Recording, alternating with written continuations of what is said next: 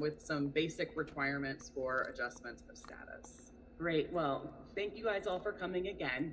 And when we were sitting down and discussing the panel, we were discussing how, earlier in our careers, we would say that adjustment of status was one of the most straightforward things you could do in immigration law.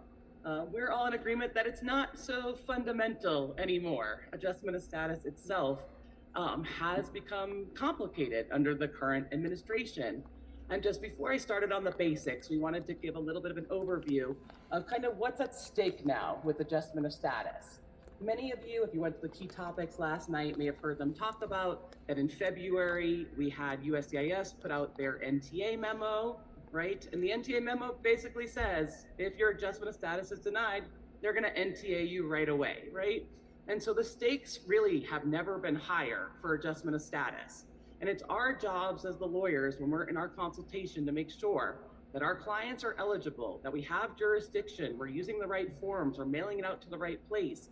Because if we are missing anything nowadays, our clients are gonna get NTAs, and some of you may already be seeing this in your practice. I'm already starting to see it, people coming to me where they got denied, and within 30 days, they already had a notice to appear in court, right? And the other thing I just wanted to talk about, and this is a little above fundamentals, but I think it's important to note, is that there's a lot of misconceptions, even by seasoned practitioners, that adjustment of status pending means that a person is untouchable to ICE, right? And that is just not the case if the underlying I-94 has expired. Even though adjustment of status pending and asylum pending are what we call authorized stays, right, which is where this misconception comes from, if you do not have a valid I-94, you are no longer in status and you are subject to removal and detention. So when I'm starting my conversations with clients on adjustment of status now, especially those who are in status, we go through the risks of adjustment of status now versus consular processing. And a lot of people are choosing consular processing because they don't want to, if their B2 is going to expire, the 6 months is going to expire while their case is pending, be subject to removal and detention. And all authorized stay means, just to be clear, is that we're not tolling any days for unlawful presence under the unlawful presence bars. It does not mean that you have a right to stay here. You are still removable as a visa overstay if your adjustment of status is pending and the I-94 has expired. So just kind of think about that when we're talking about all these topics, okay? That when you're warning the clients, this has to be said to them, that they can be vulnerable during the adjustment of status process. So now into the basics. This is the most basic. You got to be in the US, right? In order to file for adjustment, you've got to be in the US. And most of us do know the rule, but for our newer practitioners, you cannot leave the United States while your adjustment of status is pending unless you have an advanced parole travel document. So that's one of the ironies of being removable as a visa overstay once the I-94 expires, is that you actually can't leave, right, during your adjustment of status pending. So you're forced into this vulnerable situation once your I-94 expires. The next basic thing we need to look at is what we call visa availability. How many here know how to read the visa bulletin? Okay, so there's some people who don't. All right, so the visa bulletin is published every month by the Department of State, and it tells us who's in the front of the lines and ready to be able to do their green card process. Now, the visa bulletin is going to apply to all of what we call our family preference categories. That's going to be your brothers and sisters of U.S. citizens, your spouses and minor children of residents, and your adult children of U.S. citizens, right? As well as all your employment-based cases. It's so important because in almost all those categories, there are backlogs, right? There are lines to wait, that you check the monthly visa bulletin and see if the visa is available. If a visa is not available, you cannot file adjustment of status, right? Now, immediate relatives, who are our spouses, parents, and children of United States citizens, are not subject to the visa bulletin. So you don't have to worry about it when you're doing marriage to a US citizen or anything like that. But in those other classifications, you have to make sure that your visa is available. And always note that the date that is in the visa bulletin, you have to be on that date. You cannot be on that date. There's a lot of confusion about that sometimes. Now, must be eligible to receive an immigrant visa. That's our next requirement. That's kind of the catch-all, just meaning you can't be inadmissible, right? Or you need to be able to waive your inadmissibility ground. we need to have an inspection, right? So 245A, and we're talking about 245A adjustments in this panel. There's obviously other adjustment statutes like 209, which is the asylee adjustment statute, which are going to have their own requirements. 245A is our basic adjustment statute that's going to apply to our employment-based cases, our family-based cases, and our VAWA petitions, right? Now, 245A uses the language that you have to be inspected and admitted or paroled, right? Now, when we break it down, inspection is the first part, and then admitted or paroled is the second part. And this is not a topic for fundamentals, but you might have heard of the ROR is parole, right? Release on recognizance is parole arguments. That all has to do with, is the person inspected and paroled? Because you need both. You can't just have a parole if you're not inspected, right? Sasha, there is a question here about Yes. parole. Under what type of parole can an individual who entered the U.S. through the border and was granted parole adjust status without needing a waiver? So it's basically going to be 212D5 paroles, right? So there are conditional paroles, like sometimes when you're released from detention under 236, but you need to have a 212D5, some form of a 212D5 parole.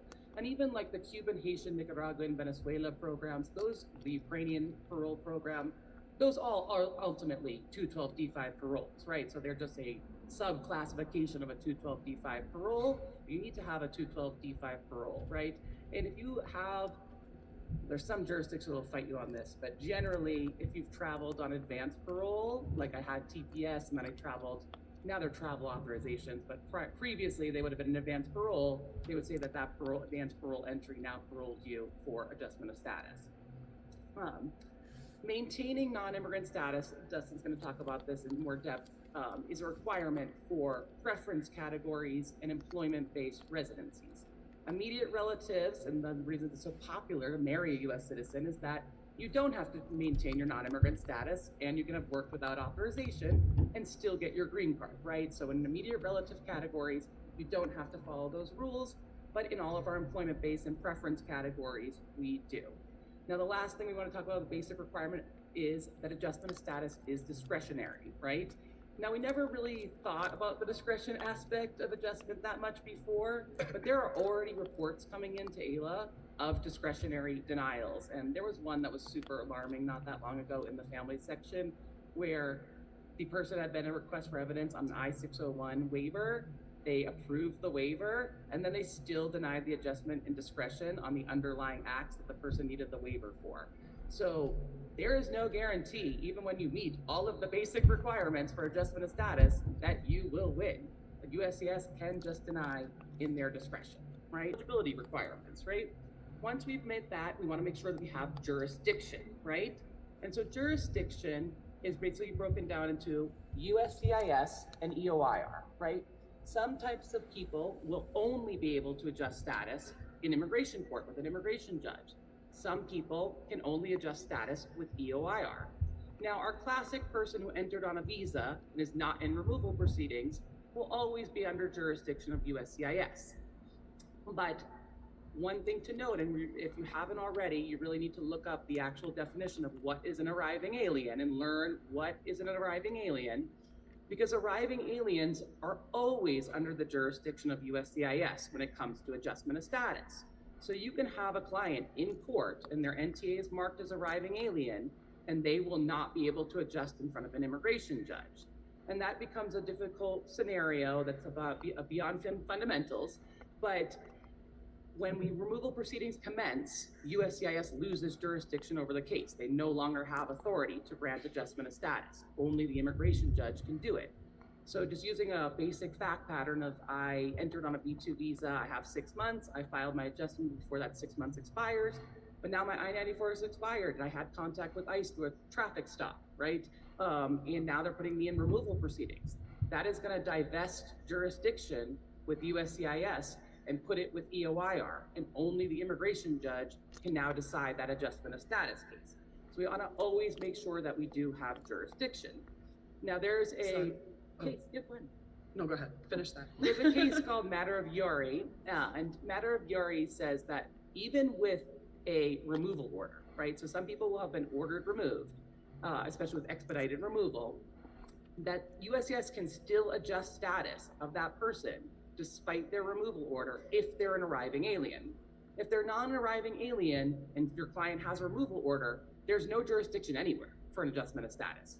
The case is closed in the court, so you can't do your adjustment of status with the judge, right? And you also can't do your adjustment of status with the USCIS because the person has been in removal proceedings and they've been divested of jurisdiction. In that case, you would have to either move to reopen the court case or do consular processing, usually with an I-601A and an I-212. That's a different panel. But you would need to figure something out because that removal order would block your adjustment of status completely. There's no jurisdiction anywhere for an adjustment of status. Now, the other thing we are always screening for in eligibility is our 245C exceptions, right?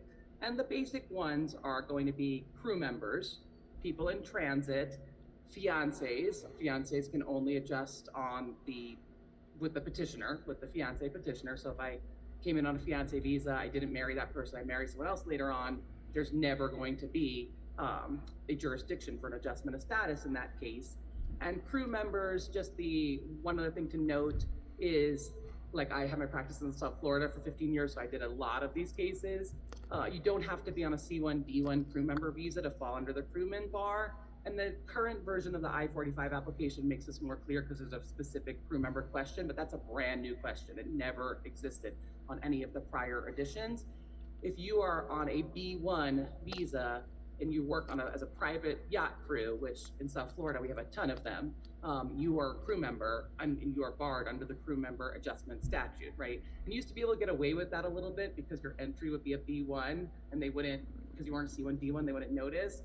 But South Florida already has been denying those cases for like 15 years because they know, because we're the yacht capital of the world. So that's just something else to flag, that just because someone has a B1 visa, if they were a crewman, they're still barred under 245C.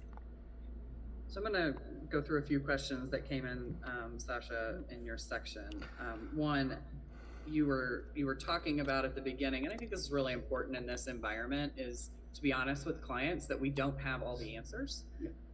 And to outline for them where the risks are so that they can make informed decisions about whether or not they're going to move forward.